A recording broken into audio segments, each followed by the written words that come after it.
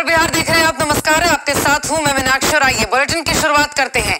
बिहार में पंचायत चुनाव और शिक्षकों की बहाली पर भारी पड़ता दिख रहा है। दरअसल पंचायत चुनाव से ठीक पहले छठे चरण की शिक्षक नियोजन प्रक्रिया शुरू हुई थी, जो पंचायत चुनाव के कारण रोक दी गई है।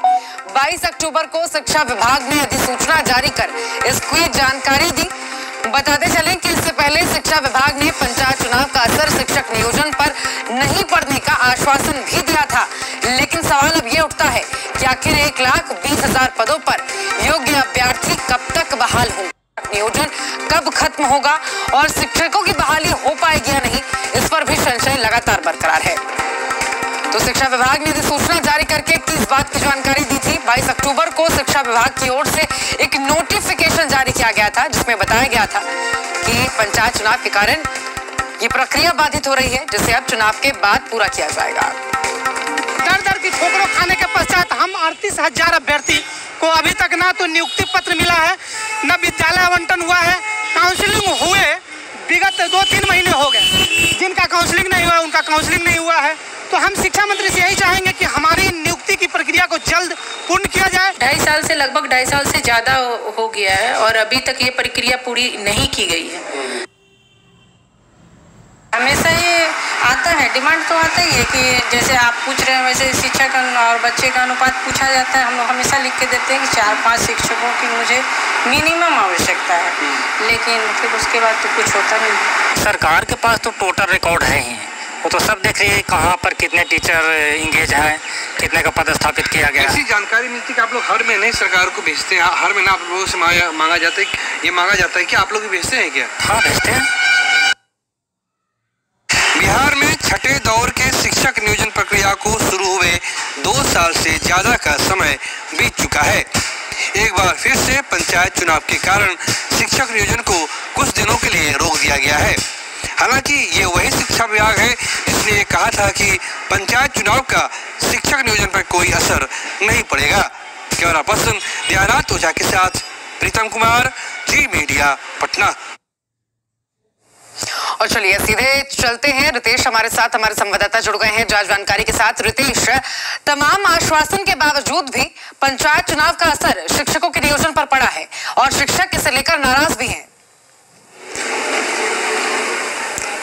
बिल्कुल सही कहा मीनाक्षी आपने, क्योंकि जिस तरीके से आश्वासन दिया गया इन शिक्षकों को, लेकिन कोई भी आश्वासन आज तक पूरा नहीं हुआ है। पहले कहा गया कि पंचायत चुनाव का कोई असर इनके नियोजन पर नहीं पड़ेगा, वो जो आश्वासन दिया गया वो फुलफिल नहीं हुआ।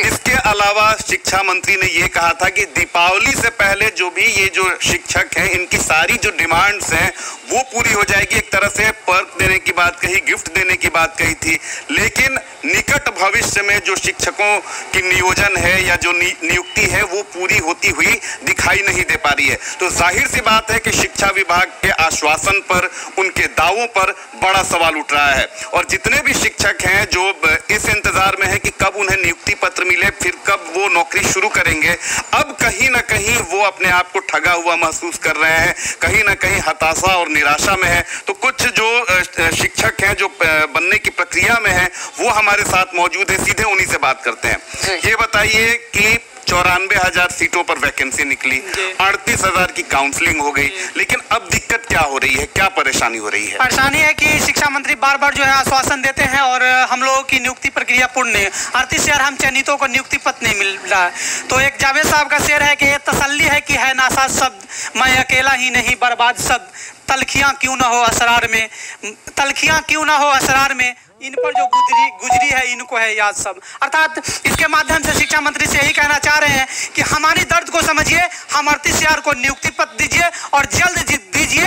आपका जल्द सुन के हम लोग उब चुके हैं। आपने कहा था कि दिवाली की मिठाइयाँ आपको इतनी खिला दूंगा कि आपको दिवाली की मिठाइयाँ अच्छी नहीं लगेगी। तो नियुक्ति पत्र, जो 38,000 नियुक्ति पत्र की आस में बैठे हैं, उन्हें नियुक्ति पत्र दीजिए और बचे हुए सीटों पर काउंसलिंग कराइए। आप बताइए कब से इंतजार में हैं और क्या कुछ लग रहा है, अब क्या सोच रही हैं? सबसे पहले तो मैं आपके चैनल को 94,000 शिक्षक अभ्यर्थी के तरफ से बहुत बहुत धन्यवाद, क्योंकि आपने काफ़ी लंबे समय से, चाहे शिक्षा विभाग हो या माननीय मुख्यमंत्री जी का आवास हो, हर जगह हम लोगों के लिए आप लोग भी दौड़ रहे हैं। तो हमारे 94,000 अभ्यर्थी की तरफ से धन्यवाद। सब ये काफी लंबे समय से ये प्रक्रिया चल रही है सर। समझिए कि ये 5वां साल बीतने जा रहा है, लेकिन अभी तक इसी आस में लोग बैठे हुए हैं कि कब हमें नियुक्ति पत्र मिले और हम विद्यालय में जाकर अपना योगदान दें। लेकिन हमें ऐसा नहीं है कि हम इस सरकार के विरोधी हैं। हमारे जो एनडीए की सरकार है उसमें हमें बहुत आस्था है, बहुत भरोसा था, और अभी भी ऐसा नहीं है कि पूर्ण आस्था खत्म हो गई है। लेकिन इनका जो भरोसा था, इनका काफी सारा भरोसा कहीं ना कहीं टूट रहा है। आपका क्या नाम है? आप आगे आ जाइए। क्या नाम है और कितने साल से इंतजार में हैं आप? सर मेरा नाम बिंदु कुमारी है और सर ये बहाली 2017 से लटकी पड़ी हुई है। जैसे कि आप सबने जानते हैं कि पहला काउंसलिंग जून में हुआ, जुलाई में, और उसके बाद अगस्त में। ठीक है, दो महीने बीत गए। मान लीजिए जुलाई में पहली काउंसलिंग हुई, चयन लोग हुए, उसके बाद अगस्त में हुआ। इतने दिनों का समय मिला, चाहे तो नियुक्ति पत्र दे सकते थे, लेकिन अभी तक ये नियुक्ति पत्र देंगे प्रोसेस में, लेकिन ये प्रोसेस खत्म ही नहीं हो रहा है। अगर मैं शिक्षा मंत्री की बात करती हूँ तो मैं खुद पर्सनली 2-3 साथियों के साथ मैं मिलने गई थी उनके आवास पे, तो शिक्षा मंत्री जी ने कहा था कि इस पंचायत चुनाव का असर इस बहाली पे नहीं पड़ा, लेकिन असर पड़ गया। बिल्कुल। आप बताइए, ये प्रोसेस का ही सारा खेल है। चुनाव से पहले तमाम दावे होते हैं, लेकिन बाद में सारा जो जोल है वो प्रोसेस में आकर फंस जाता है। और यहाँ पर मैं कुछ शिक्षकों को सुन रही थी, वो बता रहे थे कि स्कूल की ओर से रिक्वायरमेंट कितनी है बताई जाती है, लेकिन इसके बावजूद नियुक्तियां नहीं हो पाती हैं। जी।